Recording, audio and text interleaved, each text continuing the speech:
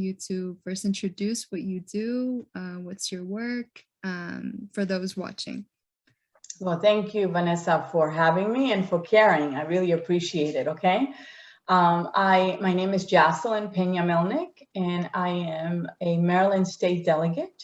So in Maryland, we have the Maryland General Assembly, which is the House and the Senate. And we are a total of 188 members, 141 in the House, 47 in the Senate, and I serve in the House. So I'm one of 4 Latinos in the General Assembly out of 188. In Maryland, we have 24 jurisdictions and a little over 6 million people. So I represent 2 counties, Prince George's and Anne Arundel counties, and it's over 127,000 people. Wow. Wow, qué orgullo, really. Gracias. For being one, not only representing, the few Latinos that are in those positions, but also for your Dominican community. I think it's just amazing. No, thank you. Yeah. And so also being a woman in that field, I wanted to start with saying, what is one thing you wish people knew about women in a workplace, especially in the profession that you're at? I would say that we have many good ideas and that we need to be included because we bring a different perspective from men. So when you're creating policies or whether you're at work, it's great to have different points of views, right? Different perspectives so that the job is done better, so that you're more inclusive, so that the policy is fair and equitable. Yes. So it's we have a lot to offer. Yes, agreed. Wow, I love that. And when you began your career many years ago, did you imagine that you would successfully be a leader in a male-dominated profession? Did you ever? No, I actually, when I was a young girl, I thought I would go into fashion. So when I arrived from Dominican Republic, we lived in Washington Heights, Yes. which is where a lot of the Dominicans live in New York. And I was 8 years old. And I remember, Vanessa, going to the welfare office, because after a while, my mom was a single mom with my sister and I, and she struggled making ends meet. So we needed help. And I remember going to the welfare office where my mom would volunteer me to translate for everyone that was waiting there, right? It was mostly a lot of women, unfortunately, they were seeking help. They were their partners were not involved, and they needed help. So I would translate and I would learn about these stories that were so sad. But what really disturbed me the most was the way that the caseworker would treat it was usually a woman, treat her. The questions she would ask her, it was so horrible. They would treat them so poorly. Like, how dare you come and ask for help? Why you're a single parent and where's the father? It was just really, it made me angry. And as an 8-year-old, like, it kind of made me upset because I was thinking, they don't have a voice. They don't have know the language to be able to defend themselves. And I thought, at that young age, I thought, you never know where life would take you. Yeah. So to be so judgmental, really disturbed me. And my mom, started to call me la abogadita, the little lawyer. Wow. And, you have to be careful about the power of your words, truly, especially with children, because I decided I want to be a voice for my community. I want to go to college. I want to become a lawyer. And my mom didn't even study. I don't think she studied, not even the 3rd grade elementary school. But she would always say, when I die, I'm not going to leave you anything. You have to get an education. Yeah. And my sister and I saw how hard she worked because she had a lot of different jobs in different factories as well, where, she hardly made any money, was given like 15 minutes to eat her lunch. Wow. And that kind of experience shapes you, right? Yes. It really does. Wow. And everything happens for a reason. You had life put you in that position, and look what you're doing right now. I think it's awesome. And Thank you. have you ever felt in the position that you're at, did you ever feel that as a woman you had to ever censor your voice in the profession? Did you ever feel intimidated by men? Never. No, I mean, I have a reputation for speaking my mind, and That's sometimes good. it gets me in trouble. But it's okay. Like they say, John Lewis, Congressman Lewis would say, good trouble, right? Mhm. So I have always spoken my mind. I remember the former president of the Senate here in Maryland. He passed away recently, and he was so accomplished, so respected. Um, he will see me and he will say, "Here comes trouble," Wow. because I wasn't afraid to challenge him, and to speak my mind and to speak for the people that are marginalized, right? Yes. People that do not have a voice, that have challenges, educational challenges, financial challenges, environmental challenges, those social determinants of health that, especially now during COVID, that has affected so many of our people, right? Especially the Black and Brown people. Yes. Um, we need to speak up because COVID has really illustrated the inequities that we Yes. have in our society. I agree. It's what's the word? It kind of took out the veil, I think. Yeah, it Right. pierced the veil. Yeah. Absolutely. Yeah. And you're the first in your family, right? To Yes. reach the position that you're at. And Yeah. how is it for them to see you do what Yeah. you do? You know what? I think that we cannot underestimate the power of setting an example, Mhm. because I was the first to graduate college. Yes. And then my nephew and my niece, they lived with my husband and I for a while. And my nephew graduated from Fordham University. My niece graduated from college and has a master's in higher ed. Her Wow. sister graduated as well from college. So, the example that you set, and especially for my children, I have 3 children, and our son just graduated college this past May, Wow. and he is an engineer, aerospace engineer. And my daughters, I have twin daughters, and they're Wow. graduating this coming May. So for the last 5 years, Vanessa, my husband and I have been paying 3 college tuitions. But it's worth it because I want my kids to have an education. It's so important. I mean, to think that this Dominican girl came to this country and in a very humble way have been able to help her family get educated. And it's not just get an education, Vanessa, to be able to afford material things. It's to get an education, to be able to be impactful in life and to make a difference and to help others, to leave your family in this earth in a better shape than you found it, right? To Mhm. have some meaning is so Yes. important. So it's setting an example is very important. Ay, qué lindo. Yes, I agree. Yeah. Um, and what advice would you give to the next generation of female leaders and those entering male-dominated professions? I would say to work hard, Mhm. be disciplined, which is so important, Yes. and to not forget where you come from, those values, those principles that guide you, and to speak your mind always. Don't compromise on that. That is so important. Yes. I love that.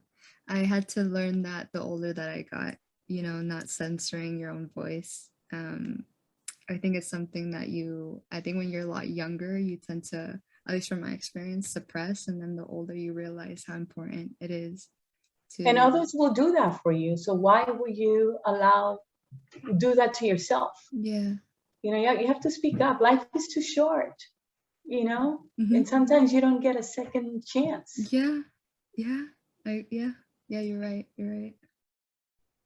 And how has, now, you explained briefly in the beginning when your mom would take you and translate, you seeing all of that.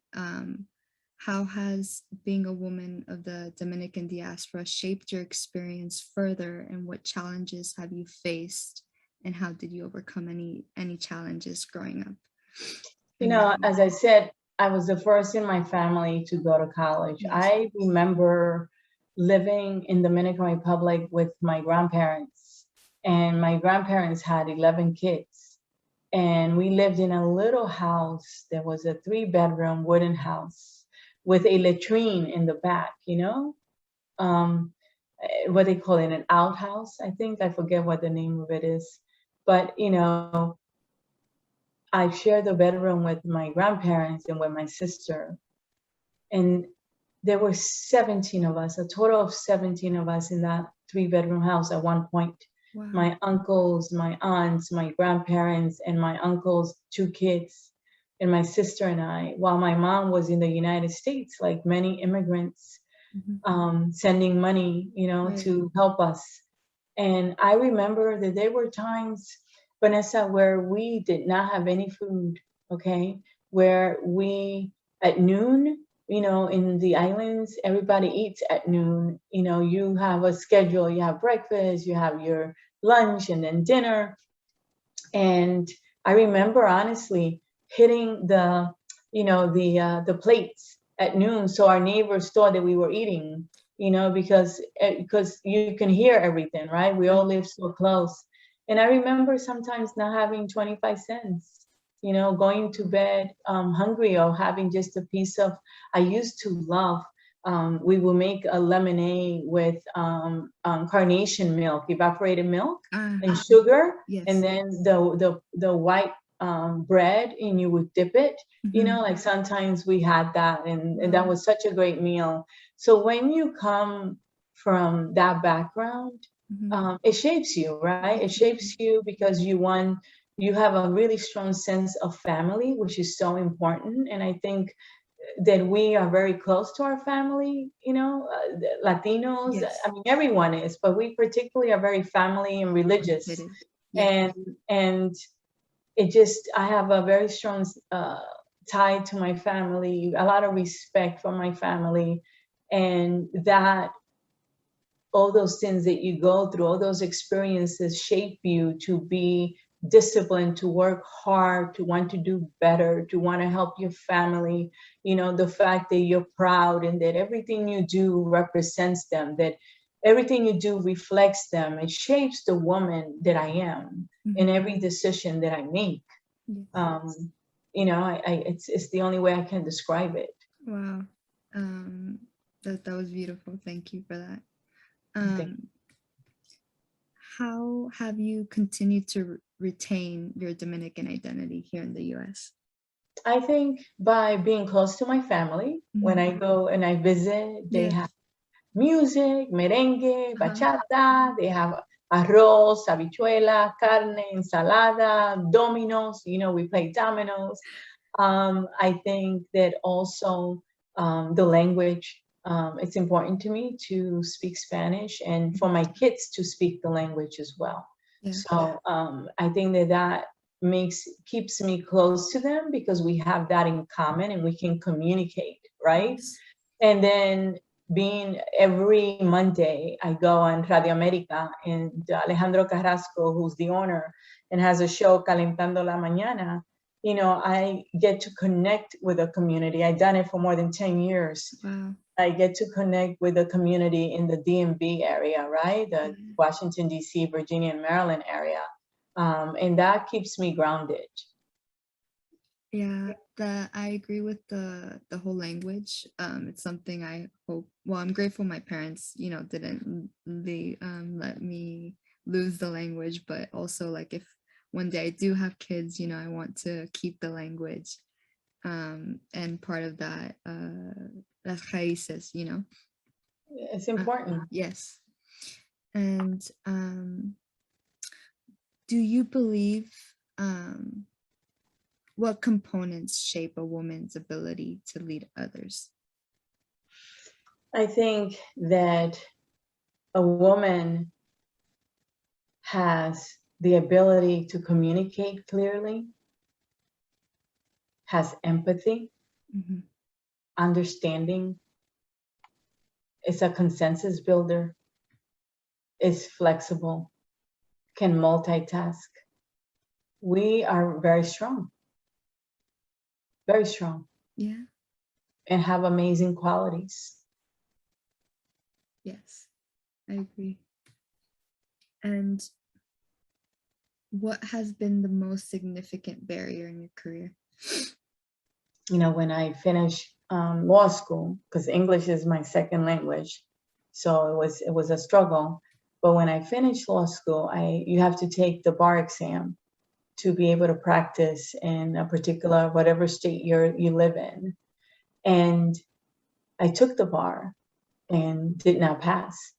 And I had a job. I was working as a public defender in Philadelphia, and I loved the job, and I was good at it, so good at it. And I mean that in a humble way, Yeah. because I work hard and I know where I come from, and I will always go the extra mile for everyone, whether you were, black, brown, white, woman, female, whatever gender, I I worked really hard and I gave him my absolute best, um, because I could see how easily you could end up in trouble, especially if you don't have the support and the love like most of us have had, right? Mm-hmm. And I love my job. So when I took it, I did not pass. And the public defender, my boss, said, you could take it one more time, and but you must pass it. So I actually took it and didn't pass. So Wow. then, I felt like at that time, I don't even remember, it was like something like the second time, like maybe 7 points or something. Then the third time, it was the same thing. It wasn't a lot of points. And then the fourth time, they only give it back then, it was twice a year. I took it. I wasn't going to take it. And my boyfriend at the time, who's my husband today, and we've been married 29 years, going on 29 years. We met in law school. He said, "Oh, come on, don't give up. You should take it again. This test doesn't define you." So I learned about my strength, to be resilient, to not give up, but also that in life, as a woman, as a man,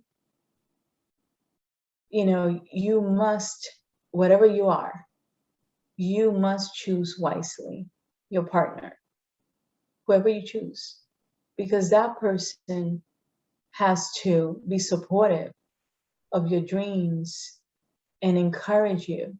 Mm-hmm. Because if you don't choose well, they can make you or break you. Okay. And he believed in me. I believed in myself, but it's nice to have someone to give you that push. And I took it. But the third time, I failed by 1 point. 1 point, Vanessa. And I remember dropping on the floor and crying because I was looking up and I go, "God, what are you teaching me here? What is it? Am I supposed to be more humble?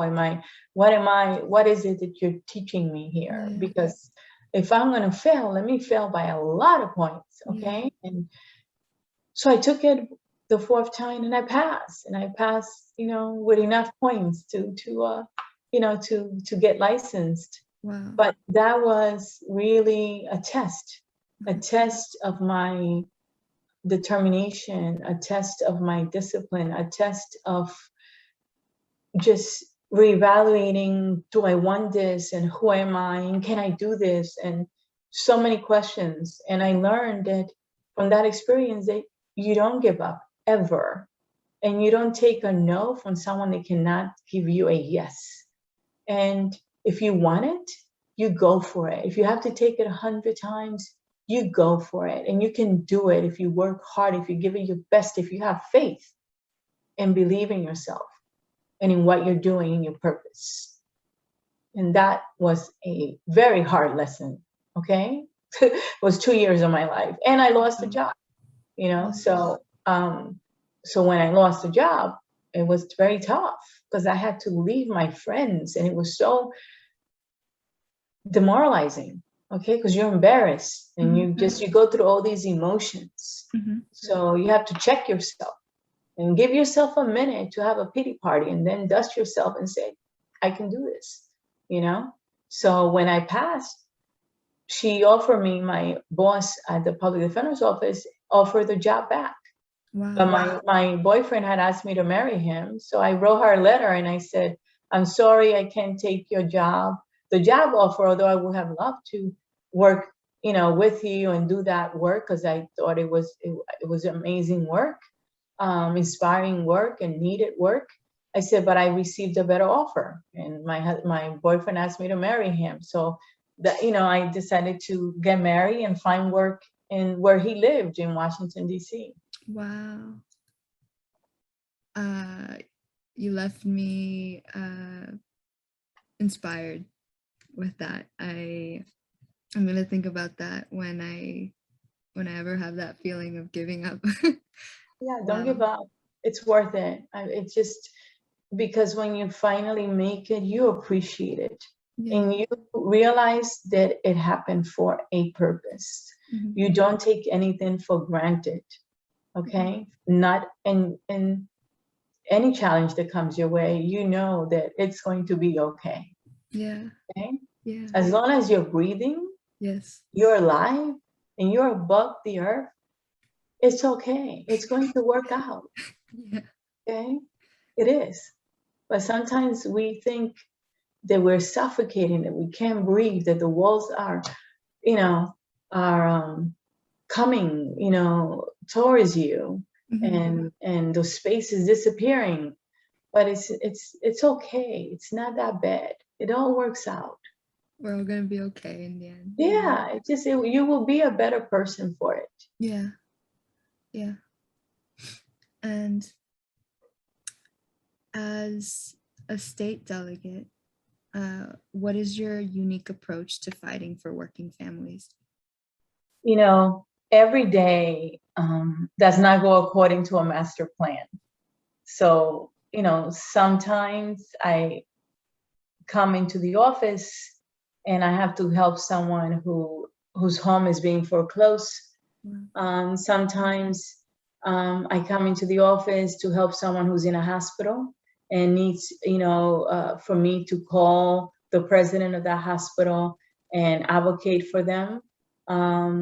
Sometimes you come into the office and you get a call from a parent whose child at school is being bullied.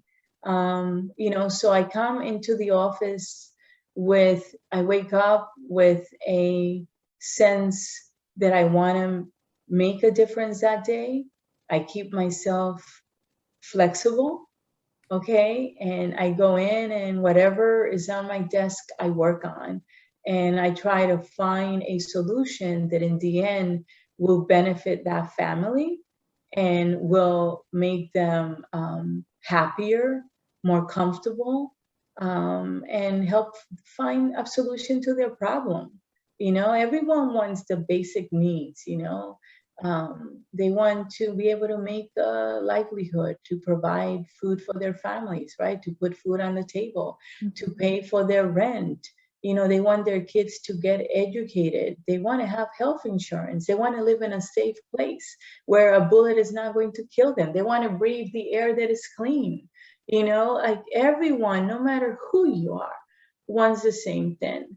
But the fact is that not everyone has access to that because of those barriers and because of those, you know, systemic racism and discrimination and not having the ability to make a living or get compensated appropriately, right? So someone like me fights every day to make sure that everyone is at the table and that everyone is considered and they were not an afterthought, right? They were in the front and center, and that I bring my experience as a woman, as a Black Latina, as a human being, as a sister, as a mother, as a friend, that those experiences that I share hopefully will shape the policies that we pass so that they're fair and equitable for all Marylanders, okay, not just a few.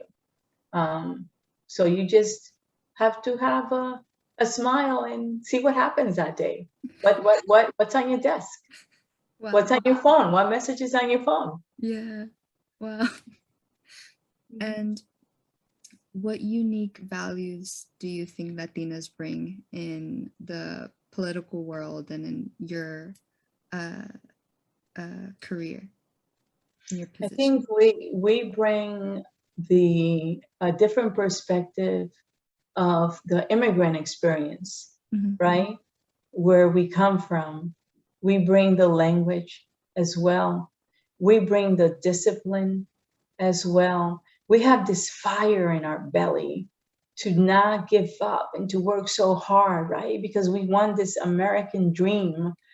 So we are people that can be relied upon, people that work hard, people that love their families and have not everyone is the same, but we usually have by and large a great disposition, okay? So I think Latinas are an asset, in every environment. Yes. And what advice would you give a college student with a passion for families and immigration who would like to get into politics? And what are some paths that could take a college student from passionate advocacy to the House, Senate, and state leadership? I would say, and I try to do this in my office, where I give young people an opportunity to volunteer, because you can't be what you can see. And it's important to see people like us, other people, so that we can learn from them. And I would say volunteer, find a nonprofit, find a company, and volunteer or work, okay, so that you can get experience. Take time and go watch a hearing. Think outside the box.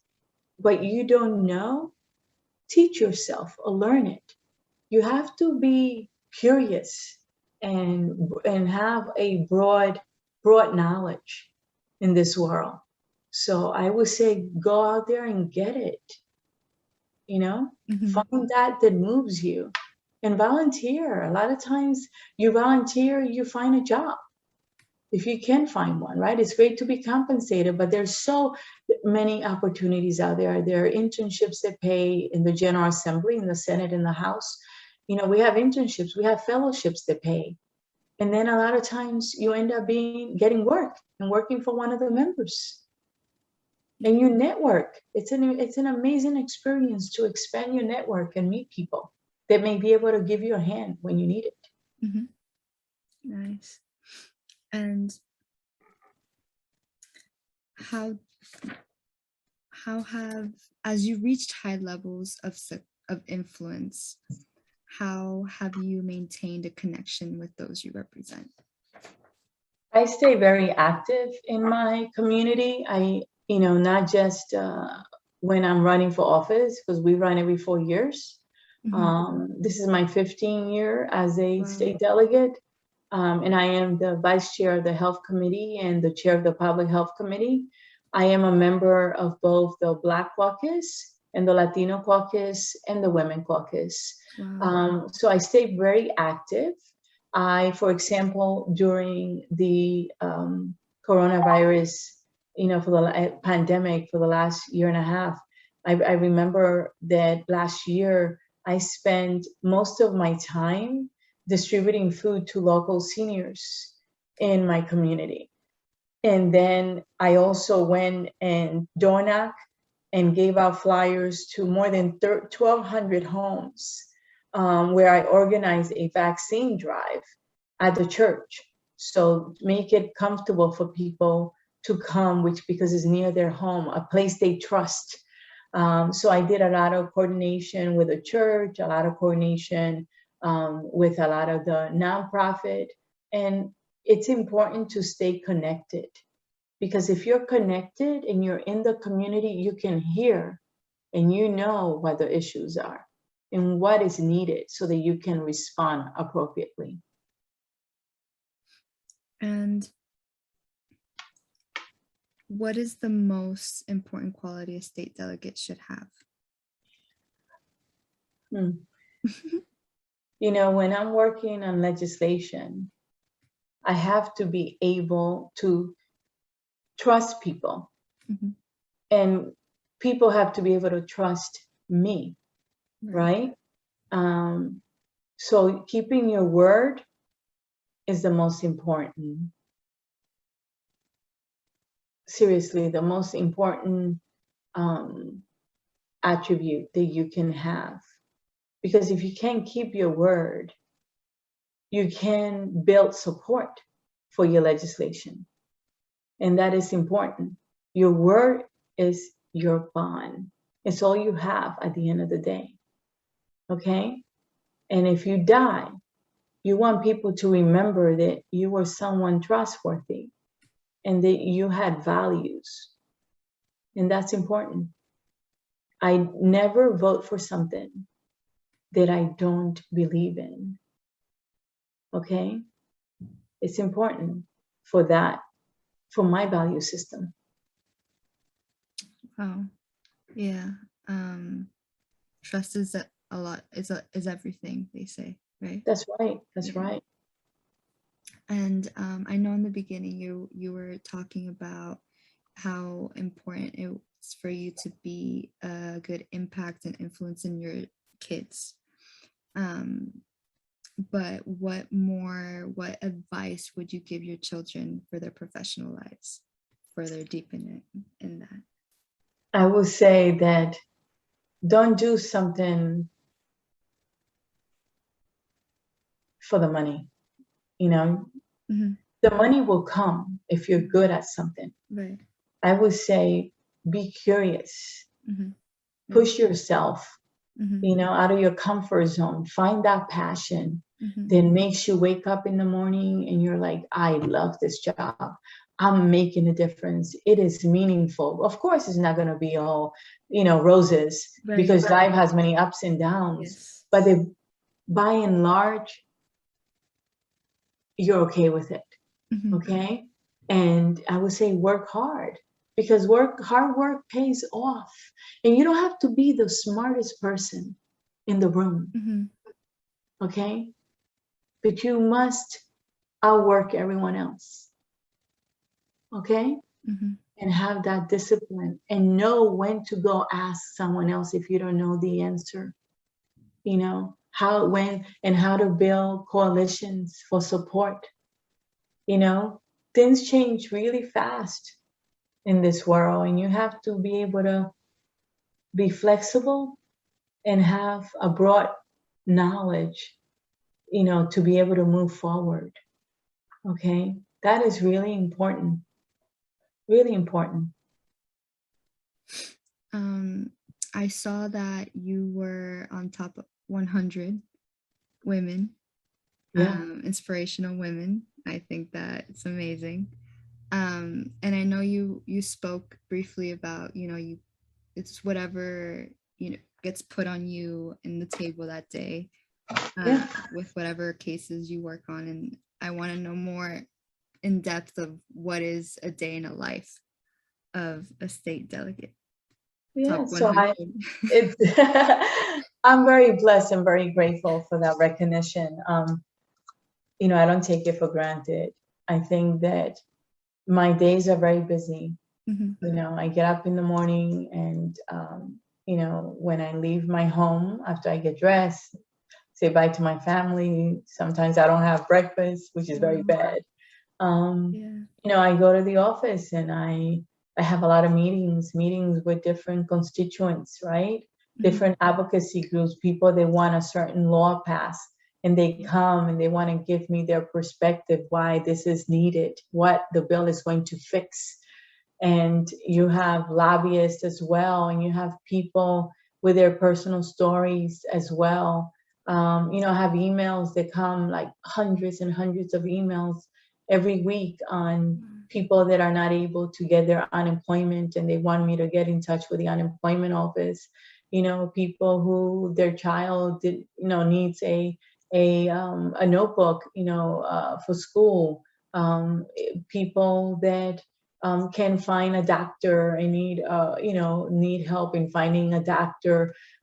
Someone who's losing their homes as well. Someone who's having mental health um, uh, you know um, issues, and they need a psychiatrist or a psychologist, and they need a program. Someone who needs help in getting their electricity is going to be turned off at 5 o'clock, and they call you at 4 o'clock, Mm.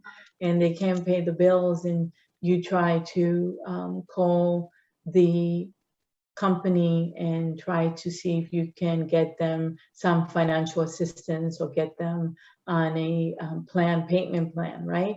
That's the constituent stuff that I do work on. But then I'm also working on policy. I'm working with experts on, drafting a bill that would provide access to healthcare. A bill that will provide implicit bias training for all healthcare providers.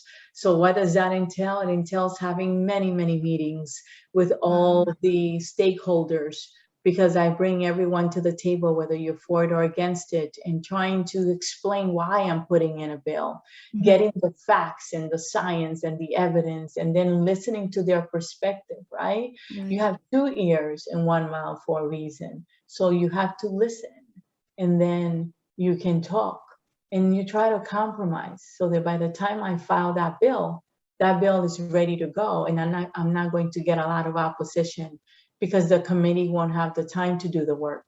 So a day in my life is very busy. A lot of Zoom meetings as well, a lot of community meetings and civic associations meeting, where I go to the different communities and I explain what laws we just passed. I explain what I do. A lot of phone calls, many, many, many phone calls as well. Wow. Replying to constituent needs, working with my colleagues and helping them with their bills as well. Developing relationships to build a coalition and consensus. Helping people that are running for office. Recruiting more women and people of color. To run as well. Being involved on different boards and commissions where I have to attend and I have to listen, and I give my perspective and I try to help. So it's quite involved. Wow. Very busy. Very, very Yes, busy. And indeed. when, and fearless too. I see it as a very fearless job. I think you're very brave in what Thank you. you do. Thank you.